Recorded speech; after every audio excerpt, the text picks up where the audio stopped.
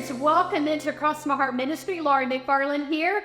Well, as the month of June approaches, my regular subscribers know it's time for the release of our new do-it list for the month of June. Now, if you've never used this little one-page tool, summer is a great time to begin. We've deliberately designed this so that it's a way to keep your home neat, tidy, organized, give you just a few to-dos, and take the thinking out of what needs to be done and let you lean in and just do it. That's the name, do it. So because it's all on one page, it's not a 3-ring binder, it's not a booklet with multiple pages for different days. I wanted it to be simple when I designed this, and it sort of is the culmination of me raising a family and trying to just get my act together. And about the time I figured it all out, of course they were grown and out the door, but it still is helpful for me to eyeball and look and see what I need to get done. And so a lot of it these days is sort of in my head, but I do still use my little list. So there's a daily, a weekly, and a monthly section. And you'll notice that one of the things that we almost always have on the monthly list, the things that do not change, there's a couple that change out. But the first thing on that list is clean out the fridge. And so I want to talk about cleaning out the fridge today. And I actually, as I'm doing that and taking things out and looking at what's there and examining what needs to go away, that was the inspiration for today's video. But before I leave the do-it list behind, just want to remind you, there'll be a link below for you to download your copy. Also a copy of the Write the Word bookmark that is also published new for the month. And our little graphic designer, Beth, always makes sure these coordinate. So you've got a little match set, a little bit of Mary sitting at the feet of Jesus as she write the word, and a little bit of Martha checking the list off and making sure everything gets done. So when I release the do-it list, I usually grab one of those things from either the daily, the weekly, or the monthly list and sort of unpack it a little bit, give you some tips on doing laundry or some tips on cleaning out a drawer or closet, maybe a new recipe. And so today, we're not only cleaning out the fridge, and I take the things out, look at what might be dated, look at what I need to use up or just throw away, use it or lose it, as I say. So as I was doing that, I found an ingredient and decided to let that inspire me to sort of make up a new recipe. So we're going to sort of do this and put it together. I looked at several recipes online and just sort of made up my own. And often that works out okay. We'll see how it works out today, and I'll let you know how it works out. But the ingredient that I found that's the inspiration for today's recipe is red pepper jelly. A friend gave this to me for Christmas. We loved it. It's that classic Christmas treat that you just dump it over a block of cream cheese, serve it with some crackers, and it's delicious. And the family loved it, but there's about a half a jar left. So this is me trying to figure out a way to use this up rather than just throw it out. So I've titled this recipe Red-Pepper-Jelly-Glazed Chicken Breasts, because Laura always says chicken breast, and it seems like these days that's what I eat more often than not. So let's just get right down to it. I do have the recipe all printed up and ready for you, and there will also be a link in the notes below this video that you can just click and print your very own copy and make it for yourself and let me know what you think. Okay, so I'm going to go ahead and get the little blaze going because I want to stir it on the stove and get it melting a little bit. So I'm going to do 3/4 cup of the red pepper jelly, and I think I've got enough here, eyeballing it, to make that 3/4 of the cup work. And it is just right at it. We're going to call that good. So dumping in the 3/4 of the cup of the red pepper jelly. And then the next ingredient is Dijon mustard. I've had several recipes for chickens over the years that call for a little Dijon. Give this a little shake as you need to do all mustard so you don't get the watery part to come out. I'm doing 2 tablespoons of Dijon mustard and dump both of those in there while it's enough. Then I'm going to do a tablespoon of honey.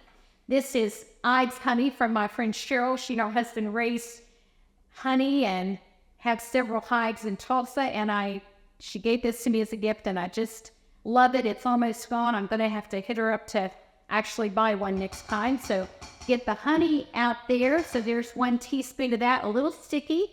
use my spatula to get all of that savory goodness out. When it's homegrown honey, you don't want to waste a drop of it. It's like nectar. Then I'm going to do 1 tablespoon of butter. Because I'm going to mix this all together and sort of heat it up on the stove, the butter will get melted on the pan, so no need to worry about doing anything to melt it in advance. Just get this going. Okay, so I'm going to go ahead and sort of give this all a little quick stir and get it starting to heat on top of my stove. I'm going to go ahead and start preheating my oven to 350. Here we go. So that would be ready. I'm going to dash over to the stove. We'll get this going. I'm just going to do it on low. Let that be going. Okay, so while that's heating up, I'm going to get the chicken breasts ready. I'm going to go ahead and spray. Well, the nozzle came off my little can. There we go. I guess I gave it too big of a shake. Okay, but I always like to treat it with a little bit of cooking spray so it doesn't have to become such a soaker. Now, these chicken breasts that I have are pretty thick. So I decided to, and here I thought, let me grab a, always try to deal with chicken very carefully, wash my hands. So what I like to do, if I'm going to roll out chicken breasts and make them thin, I like to use parchment paper rather than get that chicken stuff and worry about getting chicken contamination. I like to just be sure that I either put it, you can either put it in a Ziploc bag or a little plastic sandwich bag and roll it in there. Or this time I'm just sort of using some parchment paper. It has the tendency to roll up on me, so I'm just going to roll it in the other direction to see if I can have it water and drip me a little bit better. I'm going to roll the chicken breast. I couldn't find my mallet to pound them. Making a big noise here, trying to keep that off stream. I couldn't find my mallet to pound them, so I'm just going to use a small rolling pin. My plan is to get these to about 1/2 inch thick. Because the chicken breasts are so thick, I want to get them to sort of a uniform thickness to make them cook more evenly and more uniformly. And I've also heard that when you sort of pound your chicken breasts, it makes them a little more tender as well. So I'm going to do these, try to get them out to about 1/2 inch of thickness the way around and see how that works. Touching down on a bit here. I'm doing 4 chicken breasts. I hope that's going to turn out to be the correct amount that I need for the sauce that I'm doing. I think that would be about right. And because they're going to be thinner, only 1/2 inch or so thick, I'm thinking this is going to bake a lot faster than a typical chicken recipe where I usually bake it for a full hour. I'm thinking and hoping this will be ready to go in about 30 minutes. So I'm going to measure it with a thermometer, making sure, of course, most of you probably know that chicken needs to be at about 160 degrees, 165 degrees, excuse me, if it's completely done and ready to go. So I'll test it with the meat thermometer, and if it's ready to go, then if it's not ready, if it's not 165, I'll bake it for it a little longer. Okay, I'm going to continue to feed these chicken breasts, and we'll be right back, and I'm ready to assemble when I have all my chicken breasts ready. Okay, my chicken is ready.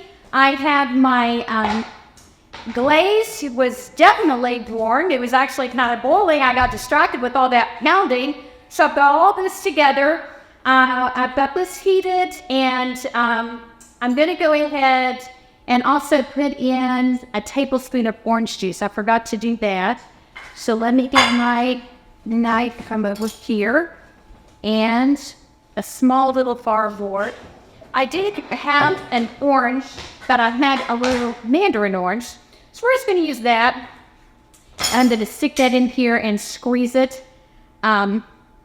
I put just a tablespoon. I just want to give it a little hint of citrus. I love to do that in some of the things that I'm baking. Let me find just a little bowl to squeeze this in. So here we go. That's about half of a mandarin orange. I think that's going to be just about right. I wanted to do a tablespoon. Everything was a tablespoon. I only had to dirty up 1 measuring cup here. So that is perfect. The juice of half of a mandarin, in case you wondered, is what it takes to do 1 tablespoon. So we've got this all ready. It's all melted and nice and ready to go. I'm going to go ahead and season my chicken breasts before we pour the sauce over them. But you can just use salt and pepper. I've decided to add a little more flavor. I'm using this Montreal chicken. It's from Grill Mates. I get this super size at Sand. I love the flavor. But if you don't want to do that, you can also just hit it with a little bit of salt and pepper. I'm doing this pretty liberally.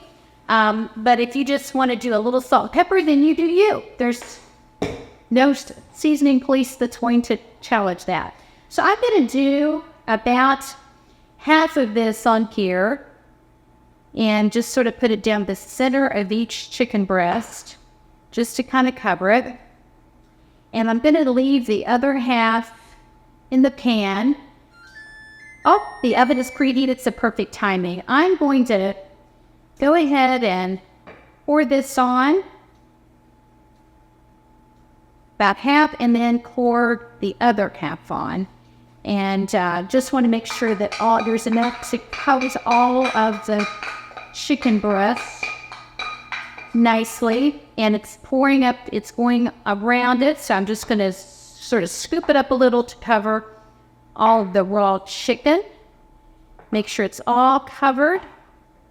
Scooping it up and over and around. Now, what I'm going to do is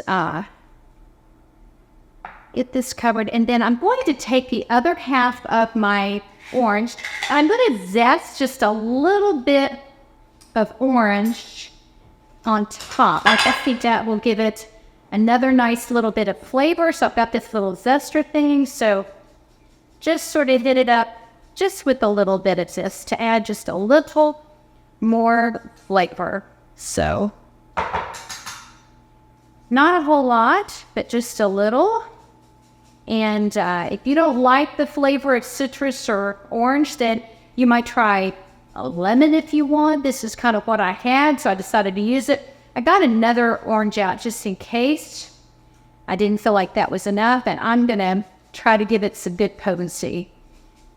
And you'll also see the little orange flakes there, so it also just makes it a little more even aesthetically pleasing.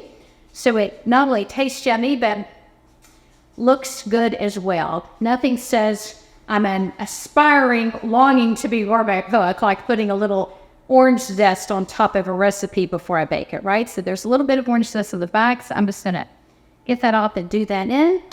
Okay, I am going to go ahead and get this in the oven. Went together pretty quickly. We're gonna see how it tastes. I'm gonna bake this for 30 minutes and then stick my meat thermometer in there and check it.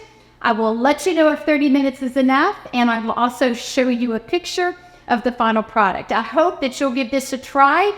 If you like it, give us a like. If you just enjoy the video, whether you try the recipe or not, give us a like. It always blesses us when we know that people are watching and liking and sharing. And my producer guy would say, please subscribe. We're slowly crawling towards those needed 1,000 subscribers. We're just a small channel.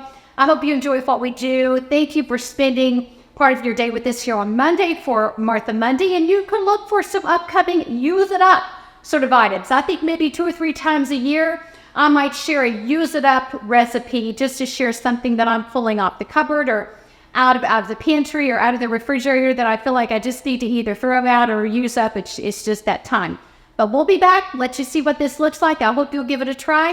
Hope you'll come back on Friday for our teaching videos, because here at Cross My Heart Ministry, we love having fun in the kitchen. We love sharing new recipes and household tips, but we're most passionate about the Word of God, because Cross My Heart Ministry exists to encourage women to love God and to love His Word. I'm Laura McFarland. Thanks for spending part of your day with us.